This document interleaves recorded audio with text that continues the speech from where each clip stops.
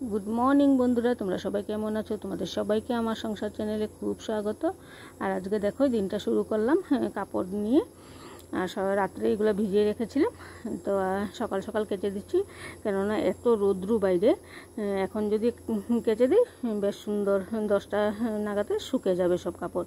তার জন্য ভাবলাম সকাল সকালে কাপড়গুলো কেচে নিই। আর সকালের কাজকর্ম তোমাদের সাথে কিছু শেয়ার করলাম। কাজ শেষ করে নিয়েছি, যা রান্নাঘরের কাজটা ছিল বাইরের ভেতরে সব সেরে তারপর স্নান করে পুজোও দেওয়া হয়ে গিয়েছে। দেখো আমার ঠাকুর পুজো দেওয়াও কমপ্লিট। যে 8:10 আজকে খুব জলদি উঠেছি, তার জন্য একদম সম্পূর্ণ কাজ শেষ। আর দাদা এখন উঠলো, যাই অল্প চা বানিয়ে দাদাকেও দিই, আমিও খাবো, ওরা উঠলে ওদেরকে পরে দেবো। তো দেখো রান্নাঘরে চলে আসলাম, দাদা তো উঠে গিয়েছে, দাদা মুখ ধুয়ে গিয়েছে, আর আমি চা বানিয়ে নিলাম দাদার জন্য আর আমার জন্য। চলো একবার দেখাই তোমাদেরকে। দেখো এখানে 2 কাপ চা আছে দাদার জন্য, আমার জন্য, আর এখানে বিস্কুটের টেমা আছে, যে যেটা খাবে নিয়ে নেবে। তো চলো দাদাকে ডেকে চাটা দিয়ে দিই, আর আমিও চাটা খাইনি, আর ওরা পরে উঠলে পরে ওদেরকে বানিয়ে দেবো। দেখো সকালে যে কাপড় ধুয়েছিলাম ওগুলো আমি বালতিতে রেখে দিয়েছিলাম, মেলতে সময় হয়নি, দাদা উঠে গিয়েছে, চা বানাতে চলে গেলাম। তো এখন চাটা খেয়ে এখন বাসন কাপড়গুলো দেখো রোদ্রুতে দিতে চলে আসলাম। সকালের ভাত হয়ে গিয়েছে, তো দাদা খেয়ে চলে গিয়েছে, আর আমার ছোটো ছেলে ওইদিকে ওই রুমে খাচ্ছে টিভি দেখে। আর এদিকে দেখো বড় ছেলের জন্য আমি ভাতটা বেড়ে নিয়েছি। দেখো মসুর ডাল আর আলু আর চাল এক লগে সিদ্ধ করেছি, লগে ডিমও দিয়ে দিয়েছিলাম একটা। তো সবাই ওই দিয়ে সকালের খাওয়াটা খেয়ে নেবে। একটা কাপড় আছে সকালকে কতগুলো ধুলাম, আর এখন আবার কয়েকটা দাদারই কাপড় কয়েকটা আছে, সেগুলো ধুয়ে দেবো। ধুয়ে তারপরে রান্না করতে আসবো, ওরা খেয়ে নিলে ওদের বাসনগুলো ধুবো, ধুয়ে তারপরে রান্না করতে আসবো। ডালটা ভিজিয়ে রেখেছি, তো চলো কী রান্না করবো এটা পরে তোমাদের সাথে শেয়ার করবো। তো দেখো রান্না করছিলাম, রান্না করতে করতে মনে পড়লো যে সকালেই তো কাপড়গুলো ধুয়ে দিয়েছিলাম, আর এগুলো যদি এখন তুলে না আনি তাহলে সবগুলো কাপড়েরই রং একদম জ্বলে পুরো একদম হোয়াইট হয়ে যাবে। তার জন্য দেখো কাপড়গুলো নিয়ে চলে আসলাম। তো দেখো রান্না কমপ্লিট হয়নি, রান্না করতে করতে সকালে ধুয়ে দিয়েছিলাম, কাপড়গুলো শুকিয়ে গিয়েছে। তো দেখো নিয়ে আসলাম, সবগুলো শুকায়নি, যেগুলো পরে ধুয়েছি ওগুলো তো ভিজা আছে অল্প, আর যেগুলো সকালে ধুয়েছিলাম ওগুলো শুকিয়ে গিয়েছে, তার জন্য নিয়ে চলে আসলাম। আর এদিকে ভাত বসিয়েছি, আর এক চুলায় ভাত আর এক চুলায় আলু ভাজা বসিয়ে তারপরে গেলাম কাপড়গুলো আনতে। চলো কাপড়গুলো ভাজ করে নিই। রান্না কমপ্লিট, রান্না করে আবারও স্নান করলাম, এত গরম লাগছিল, তো স্নান করে এই যে দেখো স্নান করে তারপরে আসলাম, তোমাদেরকে একবার দেখাই কি কি রান্না করলাম আজকে। দেখো এখানে মুসুর ডাল করেছি, আর এখানে চিকেন বানিয়েছি, একদম কষা করে, ঝোল রাখিনি। আর এই জায়গায় দেখো আলু ভাজা করেছিলাম, আর একটা ভাত করলা ছিল, তো ভাজার মধ্যে ওটা দিয়ে দিয়েছি। ভাত করলাটা দেখছি নষ্ট হয়ে যাচ্ছে, অল্প অল্প বুড়া বুড়া রকম হয়ে যাচ্ছিলো, তার জন্য ভাবলাম আলু ভাজার সাথে ওটাও দিয়ে দিই, তো একবারে নষ্ট করে তো লাভ নেই। তো ভাজার সাথে আলু ভাজার সাথে এক লগে অল্প পেঁয়াজ বেশি করে দিয়ে আলুর সাথে ভেজে নিলাম। তো আজকে দুপুরের রান্না এই। তো আমার ছোটো ছেলে এখন স্কুল থেকে আসলো, সে বলছে খুব গরম লাগছে, তার জন্য ও কী করলো স্নান করতে গেল। আর দাদা স্নান করে ফ্যান চালিয়ে বসে আছে, আর বড় ছেলে এখনও কলেজ থেকে আসেনি। সে চলো ওরা দেখি যদি ভাত খায় ওদেরকে দিয়ে দেবো, আর বড় ছেলে আসলে পরে বড় ছেলেকে দেবো। তো খাওয়া দাওয়া শেষ করে অল্প পাকাতে একটা পাটি পেতে অল্প শুয়েছিলাম, তারপর দেখি না ঘুম তো আসবেই না, এত গরমে তো ঘুম আসেই না। তো ভাবলাম যা টুকটুক করে বিকালে কাজগুলো সেরে নিই, তার জন্য দেখো উঠে গিয়ে একদম ছাতা হাতে নিয়েই চলে আসলাম। তো আগে ঘরটা ঝাড় দিয়ে নেব, আর সকালে তো রান্না করতে করতে কাপড়গুলো নিয়ে এসে একদম ভাঁজ করে রেখে দিয়েছিলাম। তারপরে যে কয়েকটা কাপড় আছে ওগুলো পরে নিয়ে এসে ভাঁজ করব।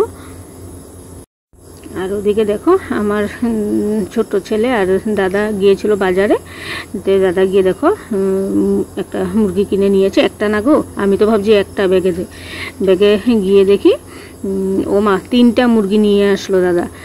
তো দেখো আমাদের ঘরে যে সারা মুরগিটা আছে ওইটা দেখে একদম কিভাবে ঝগড়া করতে চলে আসছে। তো দাদা দেখো ওগুলোকে নিয়ে আমরা এখানে দাঁড়িয়ে আছিলাম, দাঁড়িয়ে ওগুলো নিয়ে খুব হাসাহাসি করছিলাম। তো এইদিকে আমি ঝাড়ও দিচ্ছি আর ওই মুরগির ঝগড়াও দেখছি। তো ওইভাবেই বিকালটা দেখো এই মুরগি নিয়ে একদম তিন দিকে দেখো দাদা বেঁধে দিয়েছে রশি দিয়ে লম্বা লম্বা করে। তো ওরা তো ঘর চেনে না, যদি এখন ছেড়ে দিই তাহলে ওরা চলে যাবে। তো দাদা সে কারণে লম্বা লম্বা রশি দিয়ে বেঁধে রেখেছে পায়ে। হ্যাঁ, তখন বাইরে বসেছিলাম, ওই যে মুরগিগুলো দেখছিলাম বসে বসে। দাদা মুরগি এনেছে আর আমার অবস্থা দেখো, মাথাটা কিছু আসেনি, খালি বিকেলে ঘরটা ঝাড় দিয়েছি আর কাপড়গুলো গুছিয়েছি, আর কিচ্ছু করিনি বিকালে। আর সন্ধ্যাবাতি এখন হলে সন্ধ্যাবাতি দেবো আর মাথা হাতা সবাবো। বাইরে বসেছিলাম, এত গরম ঘরের ভিতরে থাকা যাচ্ছে না। তো এখন দেখো এই যে দেখো টিভি দেখছি, বসে বসে টিভি দেখছি। আর বাইরের দিকটা দেখো এখনও আলো আছে, দেখো কত আলো, এখনও সন্ধ্যাবাতির টাইম হয়নি। তো অল্প সময় বসি ফ্যানের তলে, তারপরে সন্ধ্যা হলে তারপর সন্ধ্যাবাতি দেবো, তারপরে তোমাদের সামনে আবার আসবো। তো দেখো সন্ধ্যাবাতি টাইম হয়ে গিয়েছে আর আমি সুন্দর করে ধুনো সারা ঘরে ধুনো দেখিয়ে দিচ্ছি। আর আমি সন্ধ্যাবাতি দিয়েও দিয়েছি, কিন্তু বাইরে যদি তোমরা দেখো তোমরা একদম বলবে না যে এখন সন্ধ্যা হয়েছে, একদম দেখো আলো হয়ে আছে। কিন্তু যে মন্দিরে, আমাদের এখানে পাশেই মন্দিরে প্রার্থনা শেষ, তো তার জন্য আমি ধুনো ঘুরিয়ে দিচ্ছি। সন্ধ্যা তো দিয়েছি তখনই, দিয়ে দেখো ধুনো নিয়ে বাইরে চলে আসলাম। আর তারপরে আমার বড় ছেলে টিউশন থেকে আসলো, এসেই বলছে মা আমাদের মিস আর মিসের মা আসবে। তো আমি এদিকে ওরা আসবে শুনে, আর ওরা যে একদম সস্তানিক, তার জন্য আমি ওরা আসবে শুনেই আমি একদম জলদি করে গিয়ে রান্নাঘরের একদম গ্যাস ট্যাস সব ধুয়ে নিয়েছি। ওরা তো না হলে আমাদের চুলায় কিছুই খাবে না, তার জন্য গিয়ে গ্যাস ট্যাস ধুয়ে একদম পরিষ্কার করে রান্নাঘর পরিষ্কার করে তারপরে এসে অল্প বসেছিলাম টিভিটা নিয়ে। তারপরে দেখিয়ে দিদি ওরা এসে ঢুকলো, তো ওদের সাথেই বসে বসে বেশ কতক্ষণ গল্প করছি। বেশ বিকালটা আজকে ভালোই কাটলো।